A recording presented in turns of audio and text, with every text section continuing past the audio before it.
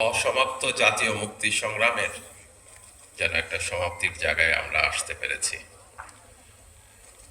আজকে বলা হচ্ছে ঐক্যের কথা, সংস্কারের কথা, এবং বলা হচ্ছে একটা গণতান্ত্রিক নির্বাচনের কথা। বাংলাদেশের মানুষের একটা গণতান্ত্রিক সংবিধানের আকাঙ্ক্ষা দীর্ঘদিনের সেই আকাঙ্ক্ষার হয়তোবা আজকে যে আলোচনা শুরু হয়েছে তার মধ্যে দিয়ে একটা বাস্তবায়নের দিকে এগিয়ে যাবে নির্বাচনের প্রক্রিয়ার মধ্যে দিয়ে। সবচেয়ে বড় কথাটা হচ্ছে যে গত 15.5 বছর যে ফ্যাসিবাদ, বাংলাদেশের ফ্যাসিবাদের ব্র্যান্ডের নাম তো ছিল মুজিববাদ, সেই ফ্যাসিবাদের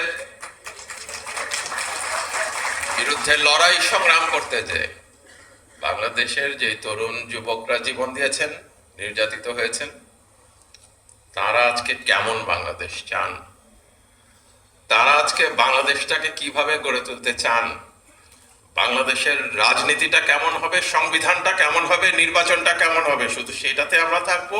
এবং তার সঙ্গে এটাও বলবো যে উচ্চ কক্ষ, নিম্ন কক্ষ বা রিপ্রেজেন্টেশন কেমন হবে শুধু সেটা না, স্থানীয় পর্যায়ে ক্ষমতার ভিত্তি কেমন হবে, সমস্ত ক্ষমতা কি সংবিধানে সংসদ সদস্যদের প্রতি দেয়া থাকবে, নাকি স্থানীয় পর্যায়ে স্থানীয় সরকার ব্যবস্থা গড়ে তোলা হবে যেখানে সাধারণ মানুষ, বাংলাদেশের খেটে খাওয়া মানুষের অবস্থান থাকবে। এই প্রক্রিয়াটাই আজকের এই আলোচনার মধ্যে দিয়ে উদ্যোগ নেওয়া হয়েছে। একদিনে, 2 দিনে বা 4 মাসেই সেটার নিরসন সম্ভব নয়। এটার জন্য সমর্থন লাগবে, জনগণের প্রেশার লাগবে জনগণের পক্ষ থেকে। আপনারা দেখছেন বিভিন্ন ঘটনা ঘটছে, আমার বিস্তারিত বলার দরকার নাই। বারবারই জাতীয় পতাকাকে খামচে ধরার চেষ্টা করছে সেই পুরানো শকুন। প্রতিহতের জায়গা আমাদের বজায় রাখতে হবে।